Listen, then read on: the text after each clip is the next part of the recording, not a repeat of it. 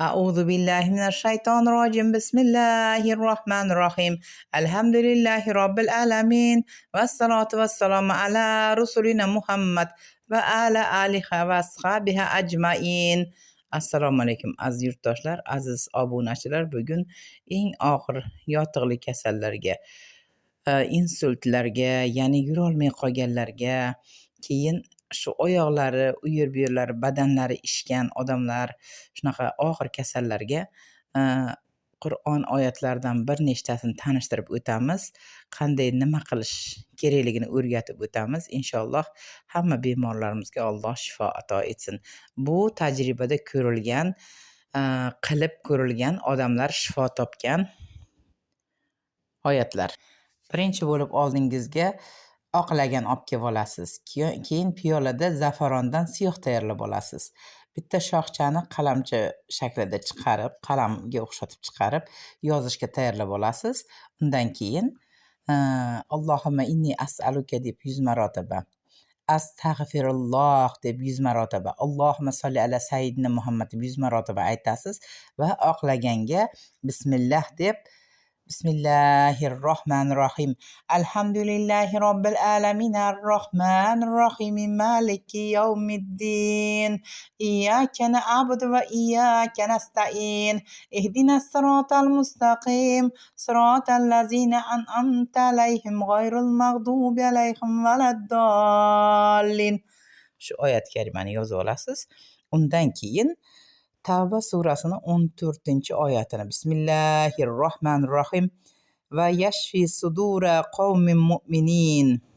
Keyin Yunus surasini 57-oyatini Bismillahirrohmanirrohim va shifaa'un lima fis sudur. Orqasidan Surai Nahl 69-oyati Bismillahirrohmanirrohim. Yahruju min butuniha sharabun muxtalifun alvanuhu fihi shifaa'un linnas. Orqasidan Isro surasining 82-oyatini Bismillahirrohmanirrohim.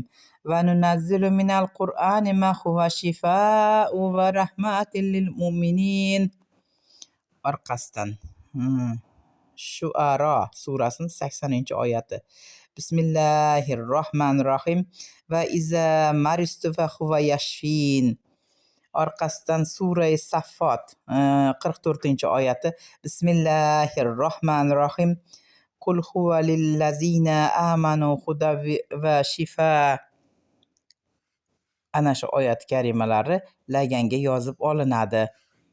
Keyin oldingizga bir chelak suv qo'yasizmi, yo 10 litr suvmi, yo 1 litr suvmi, yo 3 litr suvmi, bu o'zingizga havola. Xohlasangiz ko'proq suvga aralashtiring, xohlasangiz 1 litr yo 3 litrga aralashtiring, uni men bilmayman. O'sha laganda yozib olingan oyat karimalari hammasini shu lagandagini o'sha suvingizga yuvib olasiz. Yuvib olganingizdan keyin boyagi suvni ichib, iste'mol qilib, keyin insonlar o'sha nimasi, a'zolari bor, u kasal a'zolari, shunga paxta bilan yo latta bilan surtib artib chiqiladi. Inshaalloh oyoq ishlari ham qaytadi. Shu yotib qolgan og'ir kasallari, ko'p kasallari davolanadi. Davleniya bo'lib, hech bir dorilar ta'sir qilmagan odamlar ham bu oyatlarni ichib yaxshi bo'lib ketganini ko'zimiz bilan ko'rganmiz, sinaganmiz. Bu narsa sodir bo'lgan. Alhamdulillah, mani o'zim hayotimda 15 ta kampiri shuni usul bilan davolaganman. Alhamdulillah, yaxshilik bilan davo topishgan. Bu faqat Allohga qilingan ixlos bilan bo'ladi.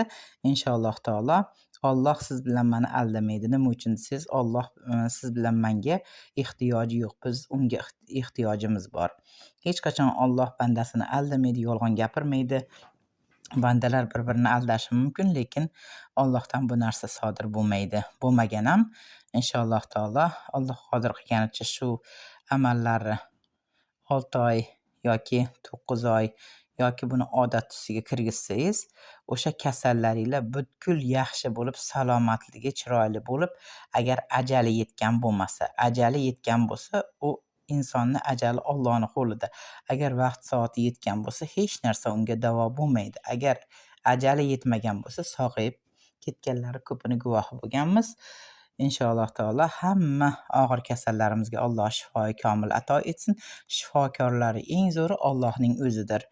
Allohumma solli ala sayyidina Muhammad, Allohumma solli ala sayyidina Muhammad, Allohumma solli ala sayyidina Muhammad.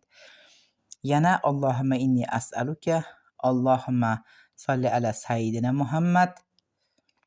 Keyin astag'firulloh deb yana 100 marotabadan aytib yakunlaymiz. Yakunlab o'sha oyat karimalari Fotiha surasini 3 marta, keyingi suralari ham hammasini 3 marta o'sha suvingizga dam urib olasiz. O'qib turing, dam urasiz. Keyin o'sha bemorlarimizga ishlataveramiz. Ana shuni odat tusiga kirgizsangiz, mana degan kasalingizni Alloh o'zi shifosini berib, oyoqqa turib yaxshi bo'lib ketadi. Mayli, e'tiboringiz uchun rahmat. Hamma kasallarga shifoi komil ato etsin Allohim. Rahmat e'tiboringiz uchun.